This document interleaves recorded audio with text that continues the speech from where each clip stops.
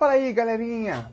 Vamos para mais uma aula de Química. Eu sou o professor Wanderson Araújo e essa vai ser a nossa aula sobre isomeria plana.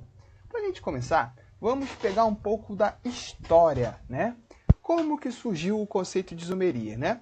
Quando Roller e Berzelius, né, observaram que tanto a ureia, CONH2, como o cianato de amônio, NH4OCN, que havia sido utilizado para prepará-la, apresentavam os mesmos elementos na mesma quantidade. Ou seja, ele observou que nessas duas moléculas, né, a fórmula molecular seria N2H4CO.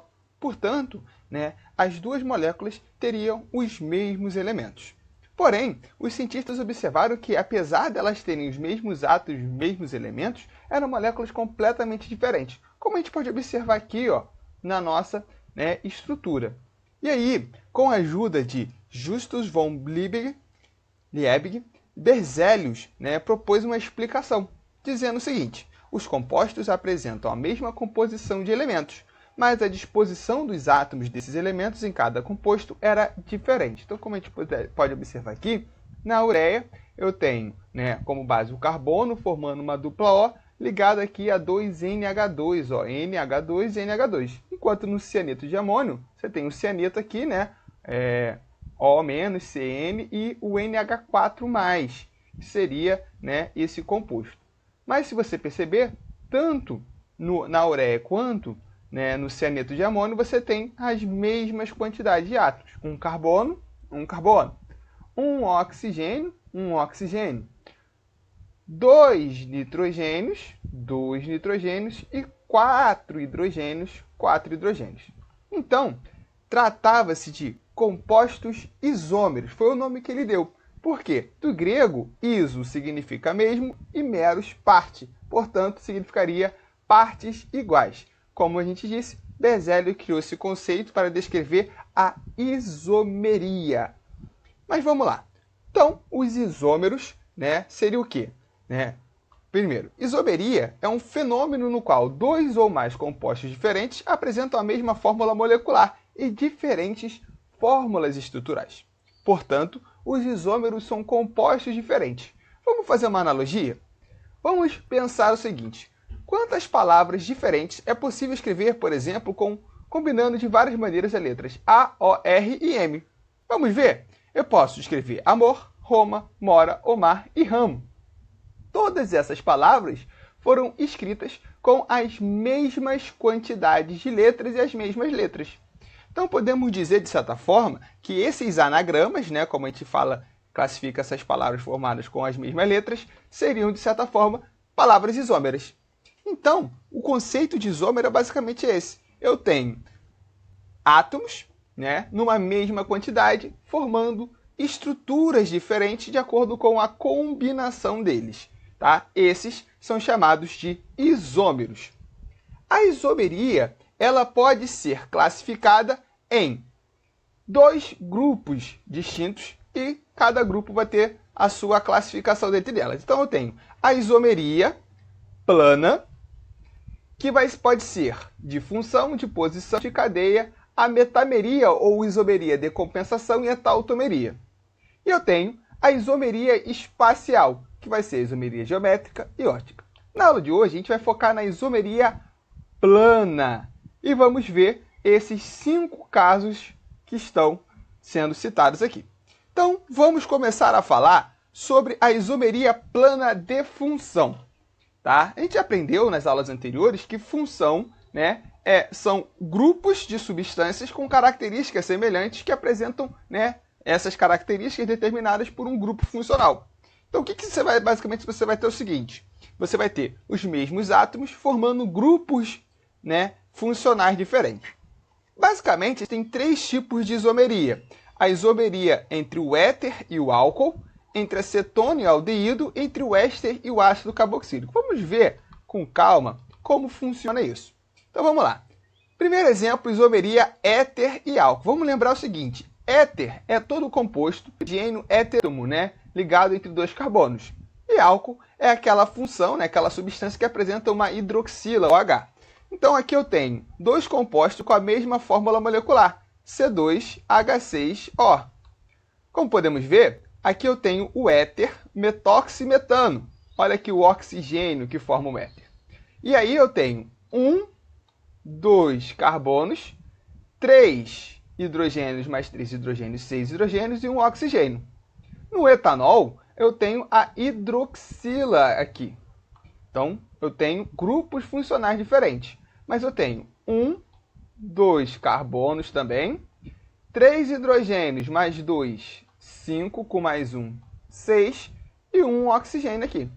Então, ambos os compostos são formados por 2 carbonos, 6 hidrogênios e um oxigênio. E eu tenho fórmulas estruturais diferentes. Como o que vai mudar de uma molécula para outra é a função química, então eu chamo eles de isômeros de função. Percebam que o mesmo vai acontecer entre a propanona, né? Aqui eu tenho uma cetona. Lembra que o carbono com a dupla O ligado a um carbono secundário, né? A dupla O ligada a um carbono secundário gera uma cetona. Mas a mesma dupla O ligada a um carbono primário ele gera um aldeído. Então aqui eu tenho o propanal, C3H6O, e aqui eu tenho a propanona também, C3H6O. E a isomeria entre o éster e o ácido carboxílico, tá? Então, como vocês podem observar aqui, eu tenho uma carbonila com oxigênio aqui, tá? Formando, né, uma C-dupla-O com oxigênio hétero-átomo aqui, que gera o que a gente chama de éster. E desse lado eu tenho a carboxila, né, a C-dupla-O com a hidroxila, que dá característica de ácido carboxílico. Percebam que carbono, 2. 2. Hidrogênio, mais 3, 4. 3 mais 1 aqui da hidroxila, 4. 2 oxigênios, 2 oxigênios. Ambas as moléculas têm a fórmula molecular C2H4O2. Então, função, isomeria plana de função é aquela que a função de um elemento para o outro vai ser o que diferencia eles, beleza? E a isomeria de cadeia, tá?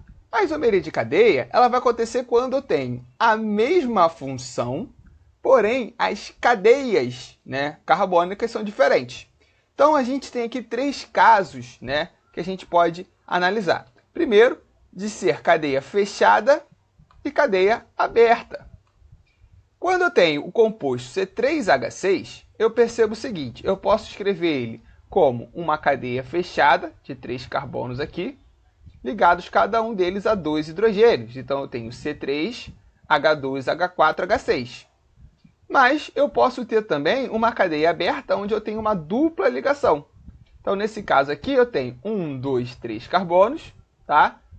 2, 3, 6 hidrogênios. Então, percebam que o que muda de uma molécula para outra é a sua cadeia. Enquanto essa cadeia aqui é uma cadeia fechada, essa cadeia vai ser uma cadeia aberta.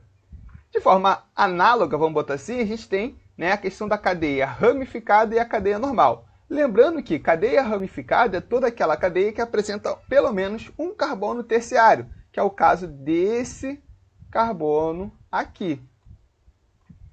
Beleza? Como assim terciário, professor? Ele está ligado a 1 carbono, 2 carbonos e a 3 carbonos. Por que eu chamo ela de ramificada? Porque percebam aqui que eu tenho esses 3 carbonos de cor rosa. Então, essa vai ser a nossa cadeia principal, enquanto esse daqui vai ser o nosso, né, a nossa ramificação. Então, aqui eu tenho uma cadeia ramificada de 1, 2, 3, 4 carbonos, 3, 6, 9, 10 hidrogênios. Enquanto nessa outra molécula eu percebo que todos os carbonos, eles são carbonos o quê? Primários ou secundários. Esse daqui é um carbono primário. Esse aqui é um carbono secundário, porque está ligado a 2 carbonos. Olha aqui, ó, 2 carbonos. Esse aqui também está ligado a 2 carbonos secundário. E esse aqui, um carbono primário. Beleza? Então, nesse caso, não vai haver ramificações. Percebam que os 4 carbonos estão formando uma única cadeia, que é uma cadeia normal, tá? E aí eu tenho 4 carbonos, 3, 5, 7, 10 hidrogênios. Também C4H10, como a gente pode ver aqui. Por último, né, nós temos o caso das cadeias heterogêneas e cadeias homogêneas. Acabamos de falar do éter, que o oxigênio no éter é um heteroátomo, porque está ligado entre dois carbonos. Da mesma forma aqui, eu vou ter esse nitrogênio, né, ligado a dois carbonos. Tá? Então, nesse caso, esse nitrogênio aqui ligado a dois carbonos, ele é um heteroátomo. Agora, nesse caso aqui, esse nitrogênio está ligado a apenas um carbono. Tá? Então, nesse caso, ele não está no meio da cadeia carbônica. Então, ele não é um heteroátomo, e sim um átomo ligado aos carbonos. Percebam aqui a diferença. Ó. Carbono, nitrogênio, carbono. Ou seja, para eu chegar de um carbono ao outro, eu tenho que passar pelo nitrogênio, que não acontece aqui. Carbono, carbono. A cadeia carbônica seria só essa daqui. 1, 2 carbonos, 1, 2 carbonos. 3, 6, 7 hidrogênios, 3, 5, 7 hidrogênios.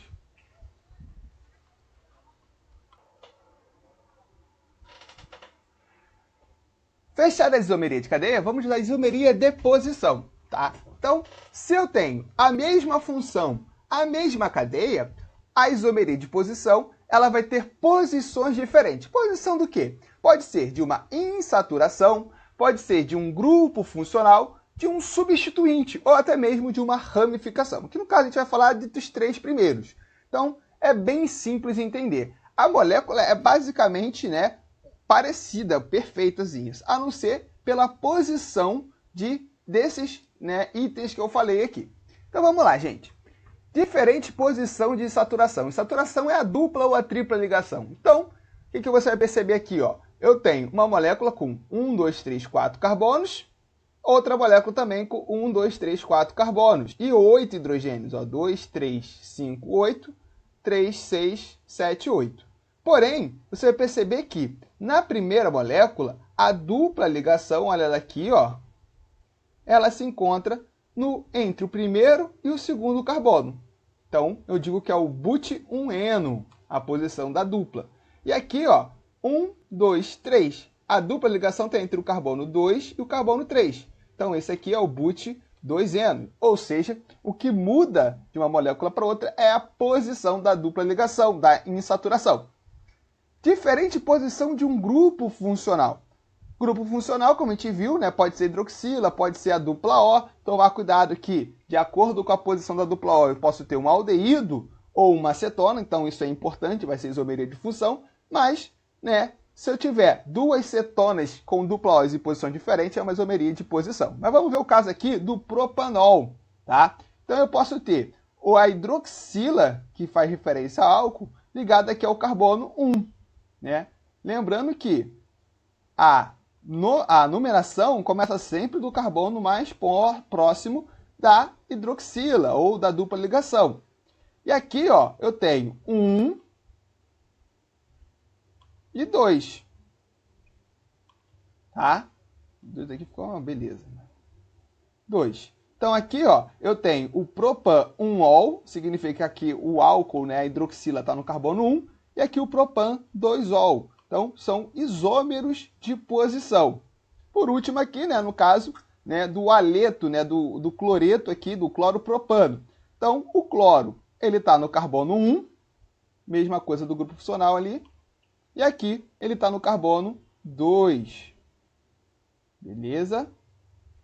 Então, nesse caso aqui, eu tenho o 1-cloropropano e o 2-cloropropano. Então, a posição, né, é muito mais fácil de enxergar, porque você vai ver justamente aqui a mudança de uma posição para outra. Beleza? Então, essa é a isomeria de posição. Mas existe ainda um caso de isomeria de posição que é mais específico, que é o chamado isomeria de compensação ou metameria. É quando eu tenho o heteroátomo mudando de posição na cadeia. Então, vamos observar aqui, gente. Olha só. Eu tenho o metoxipropano e o etoxietano. Ambas as moléculas têm a fórmula molecular C4H10O. Mas você vai perceber o seguinte.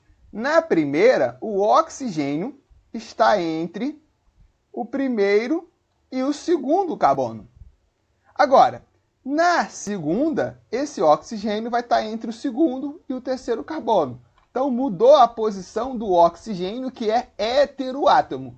A mesma coisa aqui, tá? Eu tenho primeiro, segundo carbono, né? Mais próximo da dupla aqui, tanto faz, né? Primeiro e segundo. Então, o nitrogênio está aqui. E aqui, olha só, primeiro e o segundo. Então, na verdade, primeiro e segundo aqui... Não, seria, desculpa, gente. Segundo, vou começar daqui da esquerda. Segundo e terceiro. E aqui, primeiro carbono e o segundo nitrogênio vai estar aqui, tá bom?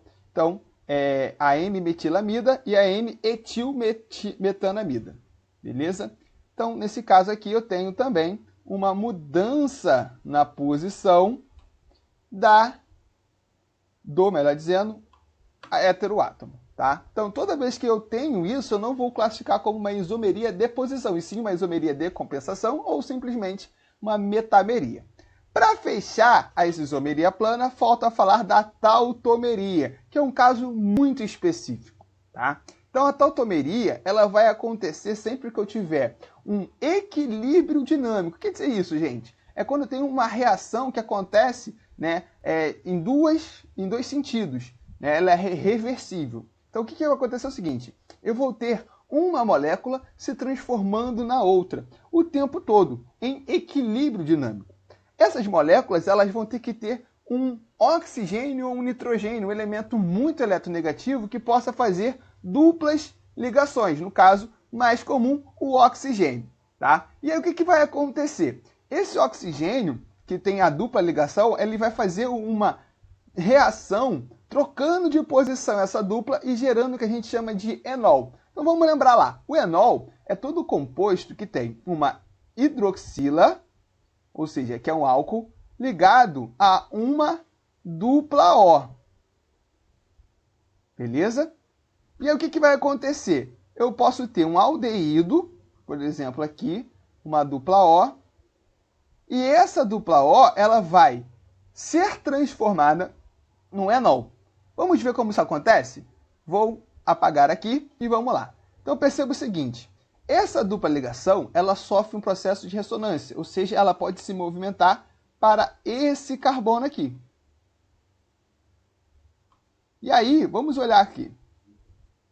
Quando ela faz isso, o oxigênio vai estar fazendo uma dupla O e uma ligação com o hidrogênio. E o oxigênio só faz duas ligações. Então, nesse caso, esse hidrogênio aqui ele vai sair para compensar essas ligações que foram desfeitas aqui da dupla ligação. Então, ele vai fazer esse movimento aqui. Então, você vai ter a dupla O e olha aqui o hidrogênio passando. Em compensação, assim que eu tiver esse hidrogênio vindo para cá, ele volta para cá, para o oxigênio, e a dupla volta para o carbono, retornando a essa molécula aqui. Isso vai acontecer o tempo todo, por isso essa seta de dupla seta aqui, dizendo que o processo ele vai e volta, né, simultaneamente em equilíbrio dinâmico, equilíbrio químico. Tá? Isso pode acontecer tautomeria aldoenólica, aldeído e enol, ou também a cetoenólica, entre uma cetona e o enol. Aqui vai ser o mesmo caso. Olha aqui o enol, a dupla vindo para cá e o hidrogênio vindo para cá. Aí, ó, o hidrogênio que veio para cá volta para o oxigênio e a dupla volta para cá, formando o um propen 2-ol. Beleza? Então, nesse caso aqui, eu tenho o que eu chamo de tautomeria. Beleza, gente? Então, esses são os 5 casos de isomeria plana que vocês, né, estão aprendendo agora e eu espero que tenha nenhuma dúvida.